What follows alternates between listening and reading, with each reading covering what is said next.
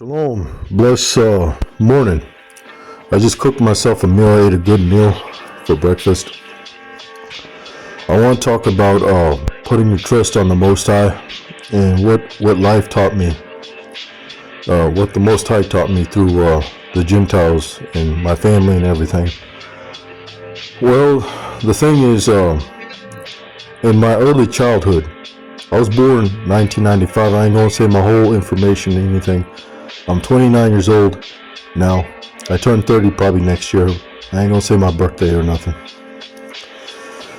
But from the beginning of my childhood, the early, like 5, 4, around that age, I dealt with a lot of abuse from even earlier than that, from even earlier than 4, a lot of abuse, traumatized from childhood. The Most High is the one that's going to repair your mind into order. And so I dealt with a lot of violence and stuff, but, you know, my mother really didn't give me the love I needed in my childhood. My dad, he tried to help, but he didn't know how to show the love. But he tried. And my mother, I guess she tried, but she had some type of hostility, hate towards my father. So this hate always is, to this day, is still there. I believe that's why I have a stuttering problem. I have a few issues in my mind.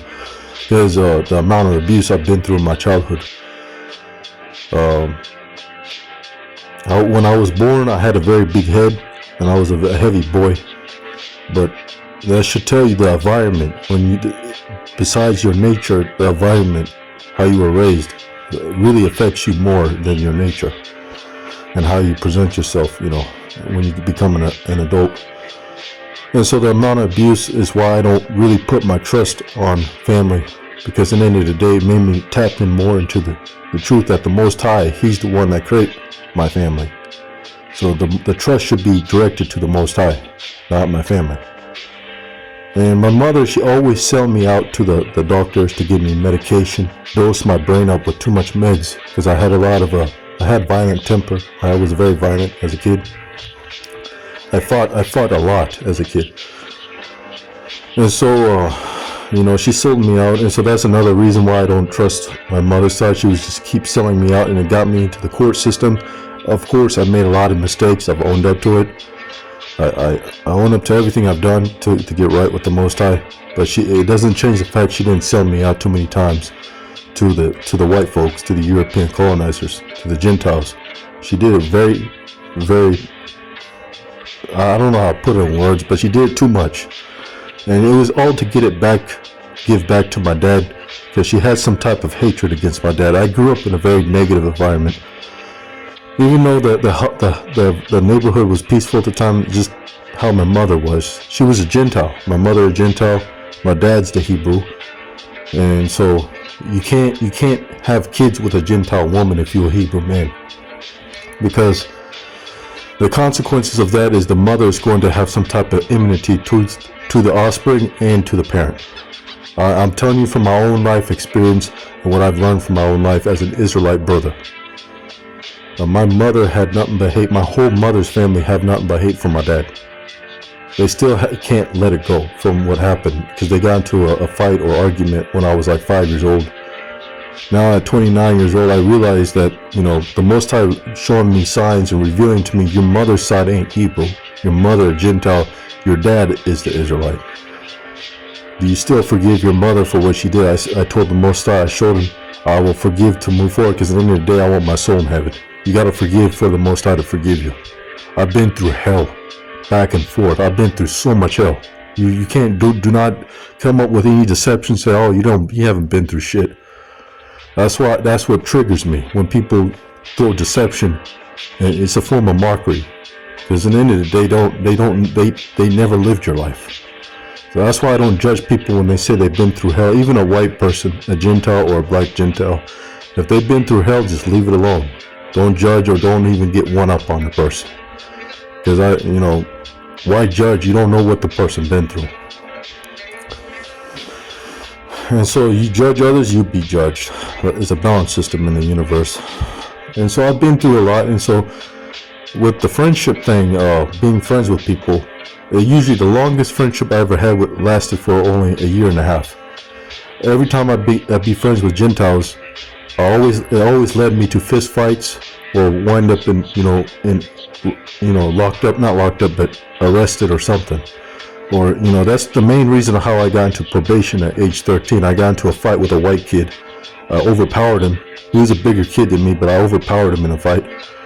And the mother of that kid pressed charges on me, and that got me into probation. It got me into probation from age 13, and then all the way up. The probation officer was very racist. He was a very racist white person. I mean, you talk about white supremacy, that probation officer was very racist towards black people. But all you can do is just take it. Just take it. Just let it roll off your back and move forward as a black man, or a black kid at the time. Now I'm a black man. So all the way up to age 17, then the court system, the probation officer, he sent it to another court county area, and then over time they took the guardianship, and then my mother eventually, when I went to an institution, because it seems like Missouri's a Confederate state, so I just kept dealing with hatred from white people back to back. So I got sent to an institution for about 3.5 to 4 years. I did things I was wrong. I said things that I did wrong, but I've never murdered. I've never stolen stuff. When I turned 18, I never stole shit from white people, if I can't recall. I have stolen before many times. Keep it 100. I have, but when I repented back to the Most High, I have not stolen anything. I can't remember if I did. I have not killed anything. I have not hunted. I definitely can't hunt with a dam. I don't know how to use a gun, and I don't have a gun. So I've never. That's not my nature to murder. And since I've been repenting for the Most High, coming back to the covenant, I really haven't stolen nothing from anybody. I just stay in my lane. I stay to my business, and I'm focused on getting right for the Most High. And that's just keeping it 100. I really haven't. I can't remember if I did, but I don't think I have. Since I've been repenting from that lie. Since I've been repenting. But they sent me in an institution over some threats I said. And I reaped what I sowed. I deserved it. I deserved it.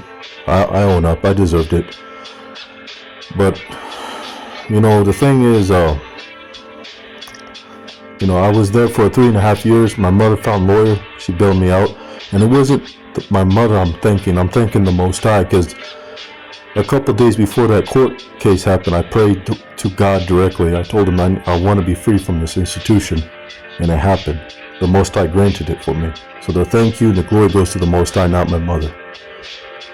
And so, she was the guardian for a little bit. Now my father's the guardian. And so right now, the court system, they restricted my rights to drive, to vote, and all that. I don't care about voting at this point. I'm not a felon or nothing, but I just don't care for voting.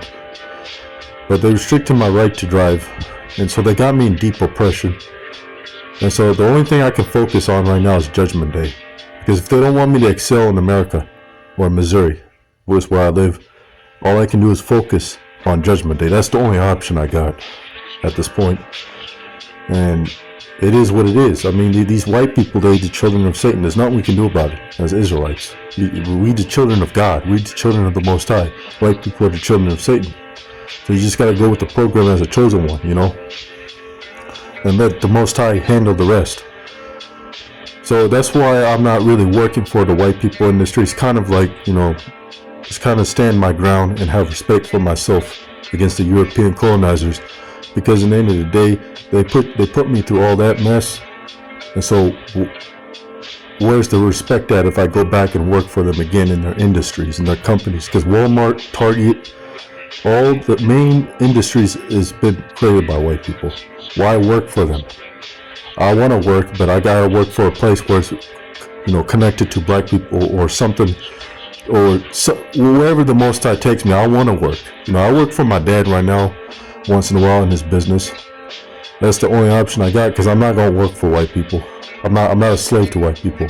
I'm not bound down to white people or any other Gentile nation, Hispanic, black, or Asian. I'm not bound down to y'all. I'm bound down to the Most High.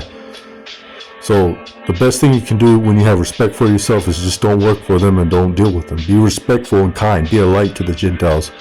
Don't keep your distance. That's it. That's what I learned as a chosen remnant, as a chosen one of the Most High, marked by the Most High. I'm going to leave it as that. I want to give all praises, all glory to Master Creator only. Remain under the law, statutes, and commandments, my people. Shalom and be blessed.